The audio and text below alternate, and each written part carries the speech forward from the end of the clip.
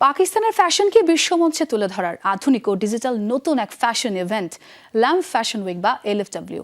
এটি এমন একটি রানওয়ে শো যেখানে দেশের প্রধান এবং উদীয়মান ডিজাইনাররা তাদের পোশাকের কালেকশন উপস্থাপন করেন।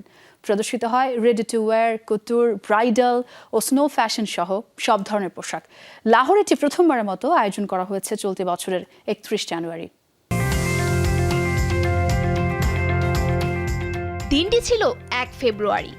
পাকিস্তানের প্রথম রানওয়ে থেকে ইটেল ফ্যাশন প্ল্যাটফর্ম পর্যন্ত ল্যাম্প ফ্যাশন উইক তাদের প্রথম আয়োজনের দ্বিতীয় দিনের শো উপস্থাপন করেছে। তুলে ধরা হয়েছে দেশের বৈচিত্র্যময় ও পরিবর্তনশীল ফ্যাশন জগতের স্পষ্ট এক ছবি। প্রদর্শিত হয়েছে সাধারণ হাই স্ট্রিট ফ্যাশন থেকে শুরু করে কুতুর ডিজাইন পর্যন্ত নানা ধরনের পোশাক।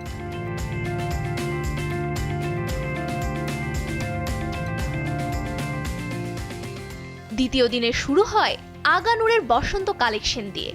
এরপর প্যানাশ অ্যাপারেল উপস্থাপন করে তাদের মিসফল কালেকশন। এদিকে নজর দেওয়া হয় রিটেল রানওয়ে ব্র্যান্ডগুলোর দিকে। এতে অংশ নেয় আলিউর বাই ইজনা হামজা, বিন তাইয়াব এবং পেহনাওয়া বাই বিন আকরাম। ইজনা হামজার আলিউর তাদের সানাত নুন কালেকশনের মাধ্যমে তুলে ধরে আফ্রিকান ঐতিহ্য ও পাকিস্তানি কারুশিল্পের মধ্যে এক সুন্দর সাংস্কৃতিক সংযোগ। বিন তায়াব উপস্থাপন করে দস্তুরি শাহী কালেকশন। এরপর বিন আকরামের পেহনাওয়া নিয়ে আসে আমরবাইল কালেকশন। প্রদর্শিত হয় কারমা, দীপক অ্যান্ড ফাহাদ, সাদাফ ফাওয়াদ খান ও ফাহাদ হুসাইনের designer showcase.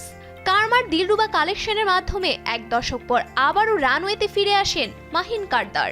Dipak and Fahad উপস্থাপন করেন মেরাকি কালেকশন।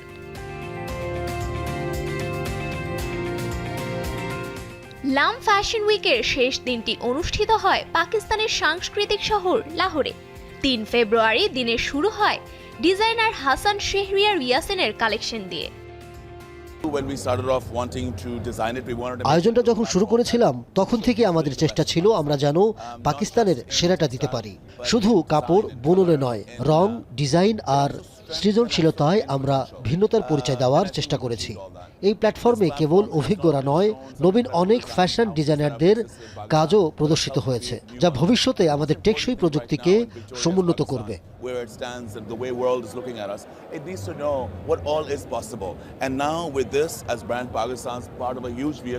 এই আয়োজনটি শুরু হয়েছে 31 জানুয়ারি।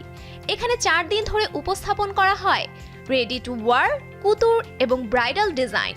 এর মাধ্যমে ডিজাইনাররা বিশ্বব্যাপী দর্শকদের কাছে পৌঁছানোর পাশাপাশি সরাসরি তাদের ডিজাইন বিক্রির সুযোগ পান।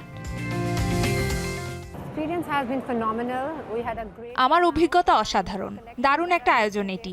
র্যাম্পে যে কালেকশনগুলো প্রদর্শিত হয়েছে তা এক কথায় চমৎকার।